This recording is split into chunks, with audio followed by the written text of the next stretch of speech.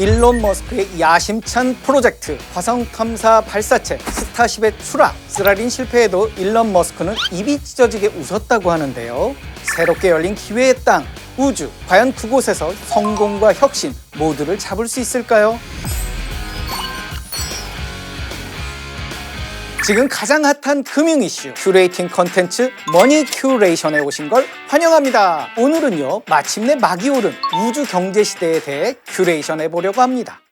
도널드 트럼프 미국 대통령이 취임사에서 이런 얘기를 하더라고요. And we will pursue our manifest destiny into the stars, launching American astronauts to plant the stars and stripes on the planet Mars.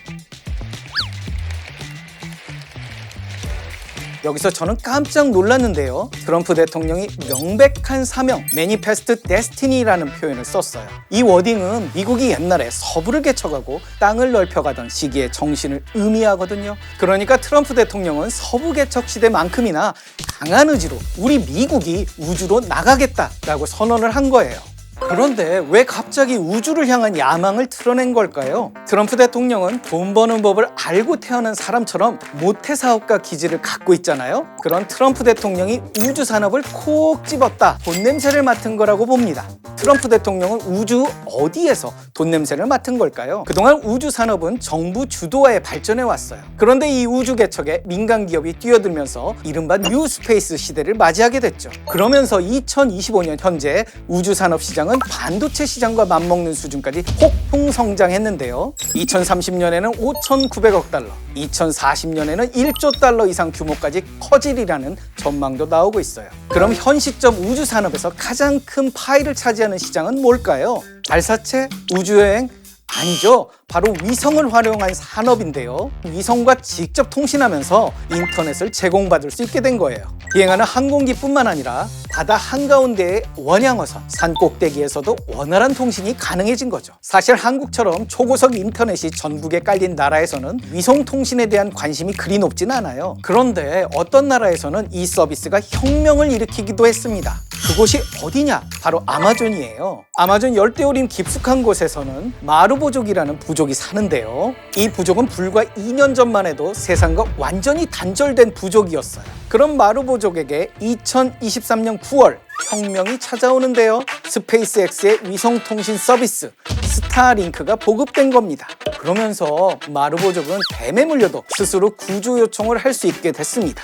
지구촌 소식을 실시간으로 접하며 부족의 세계를 확장할 수 있게 됐죠. 그런가 하면 우크라이나에서는 전쟁으로 정보통신 기반 시설이 파괴되었을 때 스타링크의 도움을 받기도 했는데요.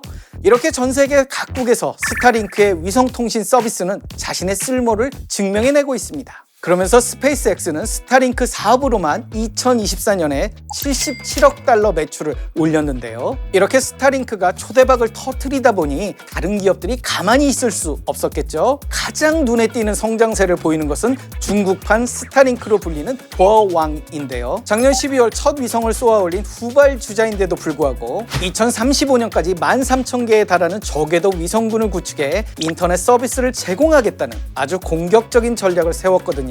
이렇게 중국의 적극적인 투자 속에 미중 우주 패권 경쟁이 달아오르고 있는데요. 허황된 꿈 같던 초연결 우주 인터넷 시대가 내일로 다가온 게 느껴지나요?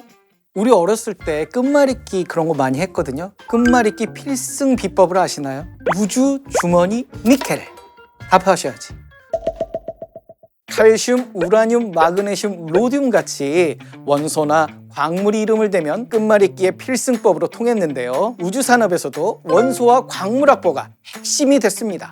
에너지원 광물만 차지하면 우주 경제를 내 손 안에 거머쥘 수 있다는 건데요. 그래서 이번엔 차세대 우주산업으로 주목받는 우주자원 채굴 이야기를 해보려고 하는데요. 우주자원은 지구의 자원 부족 문제를 해결할 수 있는 방안으로 꼽혀요. 우주에는 지구에 부족한 희귀자원이 풍부하거든요. 예를 들어 원자번호 57에서 71번에 배열된 희귀한 원소들이 있어요. 히토류라고 하는데 이 히토류는 지구에 아주 적은 양만 있죠. 또한 가공 과정에서 유해 물질이 발생해서 마음대로 채굴하고 생산하기도 어렵죠. 그런데 달에서는 마음껏 생산 가능한 거예요. 뿐만 아니라 달 표면에 얼음의 형태로 존재하는 물, 소행성의 희귀 금속들까지 이 노다지 같은 우주를 보며 전 세계가 우주행 광차에 탑승을 했는데요. 우주광구들의 제일 타깃은 금속형 소행성이에요. 그 중에서도 크기가 가장 큰 소행성이자 우주의 보물섬으로 통하는 푸시케에 대한 관심이 지대하고요. 소행성 푸시케는 화성과 목성 사이에 위치하고 있는데 5억 킬로미터 이상 떨어져 있어요. 그런데 왜 이렇게 아름다운 여신의 이름이 붙었을까요? 푸시케를 뒤덮고 있을 아주 반짝이는 금속 덕분이 아닐까 싶은데요. 푸시케에 묻혀있는 금속 광물의 가치 무려 1000경 달러입니다. 현재 세계 GDP가 100조 달러를 살짝 넘기는 수준이니까요. 현 시점 세계 경제의 10만 배에 가까운 가치가 이 푸시케에 있다고 볼 수 있는 겁니다. 하지만 푸시케의 1000경 달러는 우주 먼지 수준에 불과합니다. 현재 달에서는 헬륨3를 실어나르는 21세기판 은하철도 999 건설이 추진되고 있고요. 전문가들은 아마도 10년 내외로 헬륨3의 첫 삽을 뜰 것이라 예측하는데요. 이제 우주자원 채굴이 가시권 안으로 들어왔다고 볼 수 있겠죠? 그런가 하면 여러분이 가장 관심을 가질 우주 산업은 우주 관광이 아닐까 싶어요. 얼마 전 방송한 드라마 별들에게 물어봐 보셨나요? 이 드라마를 보면 주인공 이민호 씨가 무려 700억 원을 지불하고 우주 관광에 나서는데요.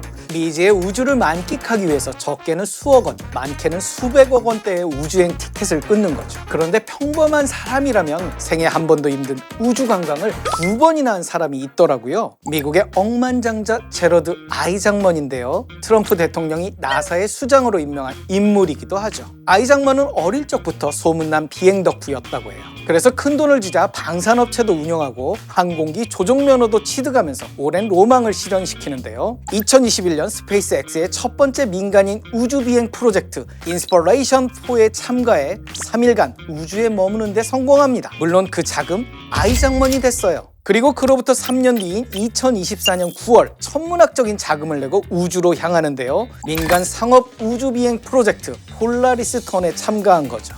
이 폴라리스 던 이후로 민간 우주관광 시대의 문이 활짝 열렸어요. 많은 민간 기업이 우주로 향하면서 예상보다 빠른 성장세를 보이고 있죠. 이렇게 우주관광 산업이 성장하면 우주복 개발이나 우주여행 보험 같은 부가산업 또한 덩달아 일어서게 될 텐데요. 과거 항공산업의 발전 경로를 우주관광 산업이 고스란히 밟아가지 않을까 예측해봅니다. 대항해 시대 바다를 점령한 나라가 세계를 지배했듯 이제는 우주에 먼저 안착하는 이가 세계를 호령하게 되겠죠. 막을 올린 우주 경제 시대, 세계 각국의 스타워즈가 시작되었습니다. 피가 되고 살이 되는 돈이 되고 정보가 쌓이는 머니 큐레이션. 다음 시간에 뵙겠습니다. 하나증권 앱이나 볼까? 우주 관련주 궁금하죠? 비밀.